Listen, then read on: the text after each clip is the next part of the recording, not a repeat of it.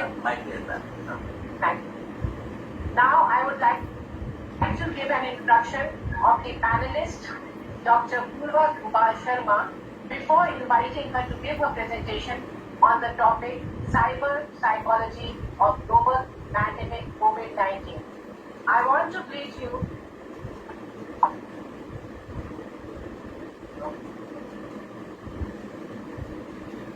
Dr. Purva Sharma.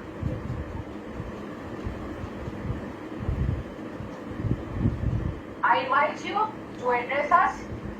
Yeah. Thank you so much, ma'am. Pranam to everybody. I would like to give my gratitude to Dr. Anjali Srivastav, ma'am, Professor and Head, Department of Psychology, Avdesh Pratap Singh University, Rewa, Madhya Pradesh. Am I audible to all? Am I audible to all? Yes, you are. Okay, thank you so much, ma'am. So once again, good afternoon, everyone. People from internationally, they have joined this session, international dignitaries, speakers, and dear participants. I will be sharing some of my insights related to cyber psychology, which is my research area. So in the webinar on understanding and coping with global pandemic COVID-19, I, Purva Sharma, Department of Psychology, Dev Sanskriti Vishwavidyalaya, Shanti Kunj, Haridwar. I did research in the area of cyber psychology, and I'm going to talk about the cyber psychology of global pandemic COVID-19.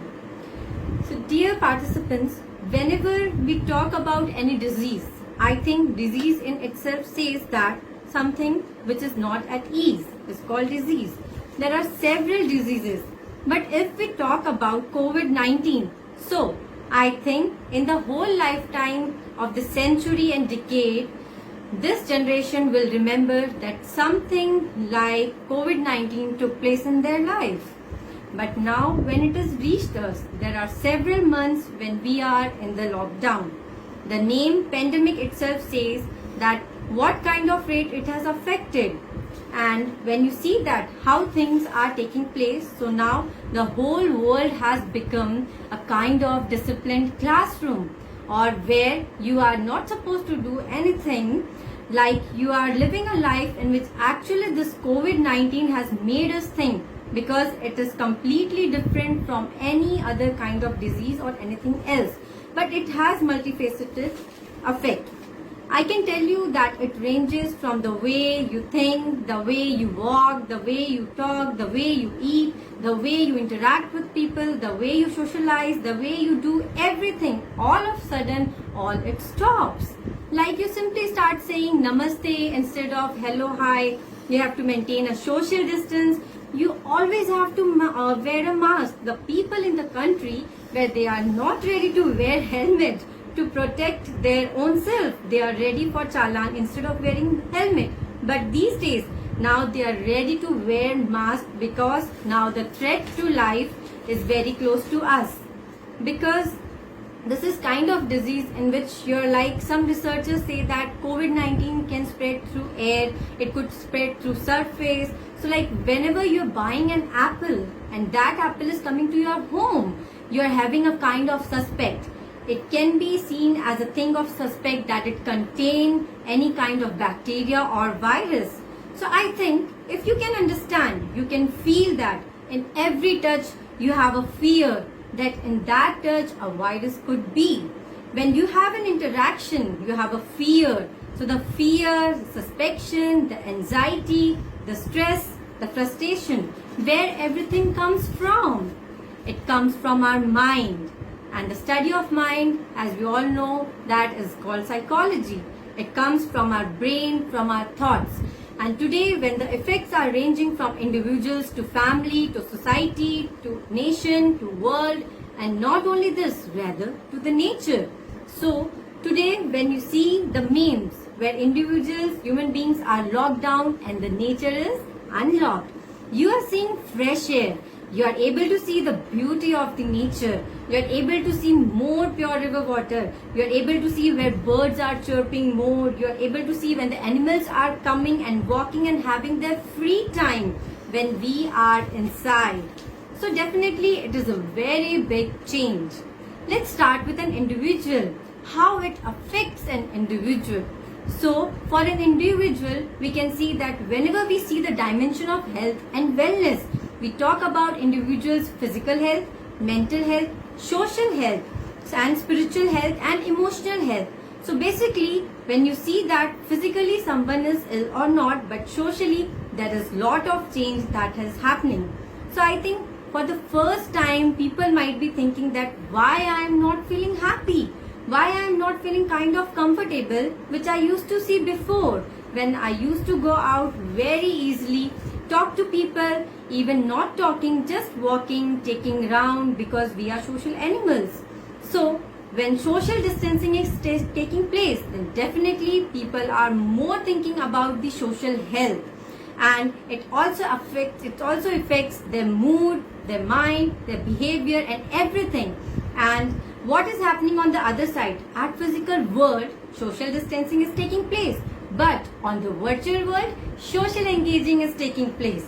So that social distancing which is taking place in the physical world, so now when people are at their homes, they are engaging more and more on social networking sites, virtual world, they are connecting with their individuals, they are remembering their old friends, they are talking to them, they are making new connections, they are trying to see things in a different way because they have ample amount of time. And when they have ample amount of time, it is not in their practice to sit, to live with their family in that way where they can talk to people, their family members for hours and hours, because there was a routine where you get up at the proper time, people have routine, get prepared for office, going and coming from office, taking food, just seeing mobile phones, their smartphones, seeing cartoons or other things, taking dinner and then get back to sleep. So people are not habitual to live with their families for 24 hours. Although they wanted to be, the situation is like as if God has fulfilled their desires for an individual. I think you must have seen that WhatsApp messages where husband was thinking, oh, I should get some time for my family, for my wife, for my kids, and wife is saying, oh, my husband should stay at home, my kids should be with me, and everyone should be with me. So probably God has listened to all the desires and everyone is at home, but still not happy. The domestic violences are taking place. The people are fighting with each other. I'm not talking about this, but this is only happening all around the world. But the statistics also says that the link between lockdown COVID-19 and domestic violence, as delivered on April 2020, reported that mandatory stay-at-home rules, economic uncertainty and anxiety caused by the pandemic have led to an increase in domestic violence. Another statistics show surge in domestic violence globally in COVID-19 lockdown, updated on May 2020, showed the domestic violence complaints in India that around 587 cases came between 23rd March to 16 April 2020 and received more than 92,000 calls in the first 11 days of the lockdown, as reported received by National Commission for Women. So when we are talking here, if you see that these dimensions of health and well-being, because the dimension of well-being are not only limited to this. Rather, if we talk about the financial well-being, let's talk about when you don't have job securities, the stress are more. So the fear of getting job loss and so many things are there. They are actually affecting us physically. But I think if we all know the concept of psychosoma, the mind body relationships, or the relationships between our thoughts and body, says that it affects our thought first, because we are the human beings and are the natural machines governed by our thoughts, and we have to understand that thought is the pilot, the brain is the pilot, the brain is the driver, and thoughts are actually the instructions that brain gives to the whole body. You see everything. You say sometimes that feeling of loves come from our heart. But actually we know the physiology of heart, that it only pumps blood in and out. But actually these symbols of feelings and emotions, they also generated from our brain. Because brain controls our central nervous system, there are several other systems in our body. When you feel happy, it's due to the hormones. So I think we have to understand that brain is the center, and from brain the thoughts get generated, the emotions get generated. And when we talk about psychology, we are trying to understand that. So now in this digital age, wherein smartphone is everywhere, there are 81% people, when they get up in the morning, they first check their smartphone. Like in India, we used to do Karagre Vaste Lakshmi, Kar Madhya Saraswati, Kar Muletu Govindam, Kar Prabhate Darshanam. But these days, the smartphone has changed the meaning of this shloka. It has become like Karagre Vaste Mobilam, Kar Madhye Textam, Kar Mule Enteram, Kar Sending Receives, meaning Messaginam. So it has changed the shloka, smartphone, and there are about 93% people who check their smartphones when they go to sleep. So day in and day out, in normal days, we wanted to be with smartphone more and more, because now we love smartphone than any other thing. The cost of smartphone is in lakhs, but due to that we ignore our own body, our own health, our own sleep pattern, our food pattern. The body costs in millions and billions. We never understand, because we have purchased the smartphones in lakhs and thousands. So in that situation, in normal days, we want to see more web series, we want to play more video games, and many things. Different age groups have different choices on smartphones. So even while talking, while walking with family members, we are engaged in smartphones only. But all of a sudden, due to normal times, when we are going outside, while we are in office, we have to put our smartphones in silent mode, or no need to engage in social media. But now we can see when kids are at home and they are having no restrictions, because when they were in school, they were engaged there for 6 to 8 hours. So now the scenario has totally changed. We are in lockdown, we are in home, in COVID-19, when the schools are off, when the offices are off.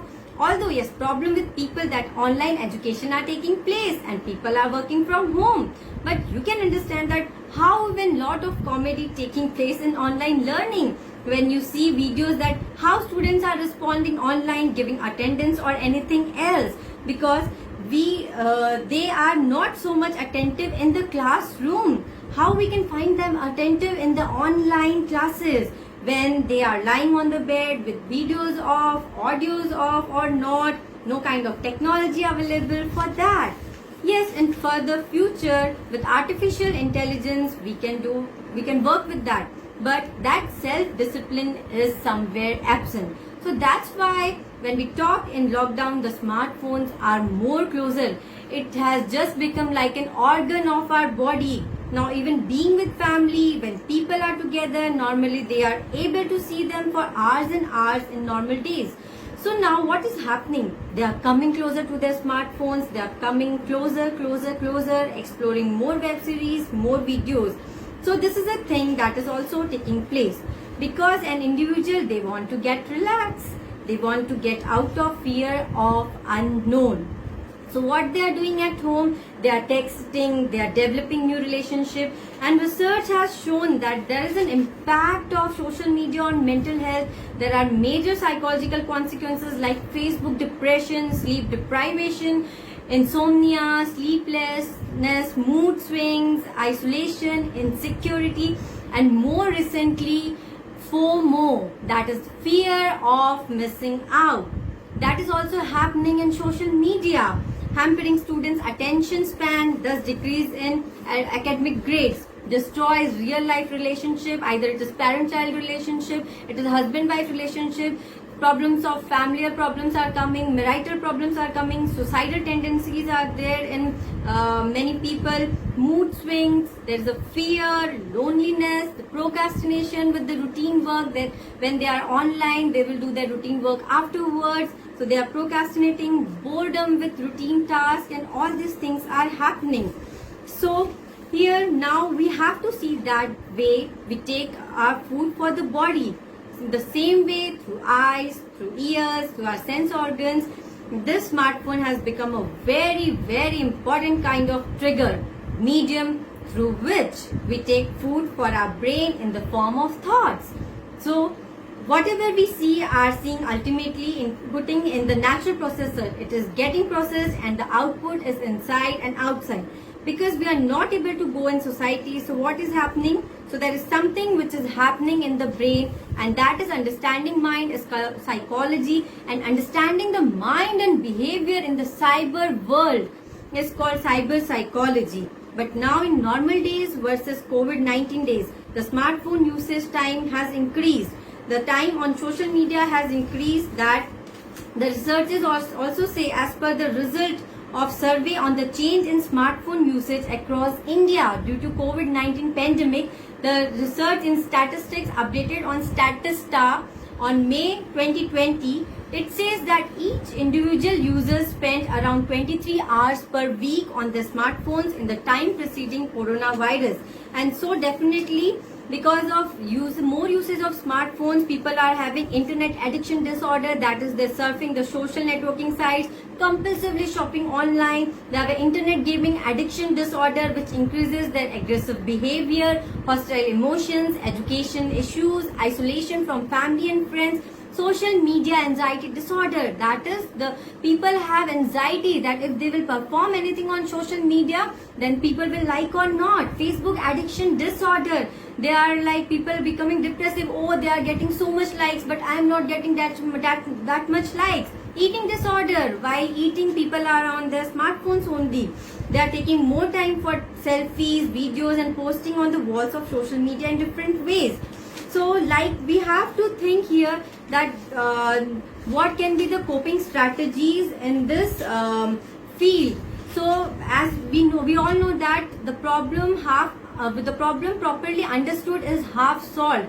So there are some coping strategies, like we have to control on ourselves. Self-control should be there. As the patron founder of All World Gayatri Parivar, Pandit Shri Ram Sharma Acharya ji has given the concept of Sanyam, 4 types of Sanyam, that is Indriya Sanyam, Samay Sanyam, Vichar Sanyam and Arth Sanyam. So we should practice all these self-control practices. Then again we can take out the, we can also give auto-suggestion to ourselves. The main practice we can do is mindfulness. Wherever we are, we have to give 100%. Either we are reading, if we are eating, and many things else. And there is also a digital detox. Like in India, we used to observe fast once in a week or every 15 days. We all know about Ekadashi, about Gyaras, that on that day we don't eat rice and all.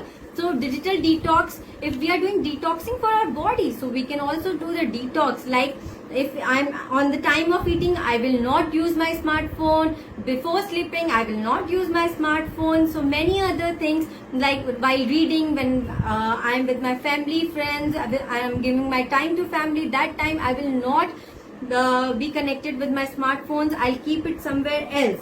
And we can also do the family screen audit time by downloading the apps like digital well-being apps, Moment app, which is a screen time tracker, that how much time we are on the screen, what we are doing, how much time we have unlocked the screen of social media sites, and how much time we have given to ourselves, me time and we time. All these things we can take it from there.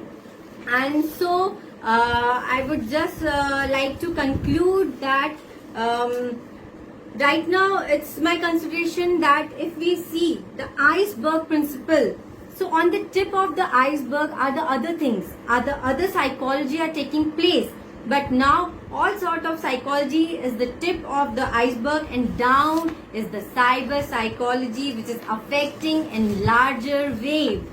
So thank you very much for your valuable time. Hope this talk will have been given you some more insights.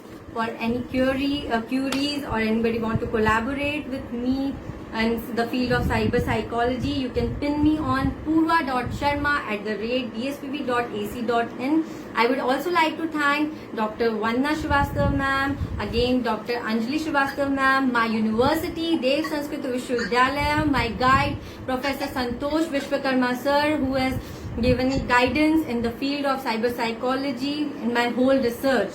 So thank you very much. Thank you once again, and pranam to all. Namaste. Namaste. Thank you, Dr. Purva. Thank you so much, ma'am. I would like to about her brief sketch. She is an assistant professor in the Department of Psychology, Dev Sanskriti Vishwavidyalaya, Haridwar. She was awarded PhD degree for her pioneering work on cyber psychology, on which she has addressed us. Earlier, as a part of a master's degree, she had undertaken projects on the effect of spiritual ecology on the level of stress and psychological well-being, and on the effect of emotional maturity and stress among students in spiritual and non-spiritual ambience. The research findings of Dr. Sharma have been published in various reputed journals, and she has participated in a number of national and international conferences. In 2016, she served as a member of the research project of San Antonio Writing Project, University of Texas, USA. Thank you, Dr. Purva Gopal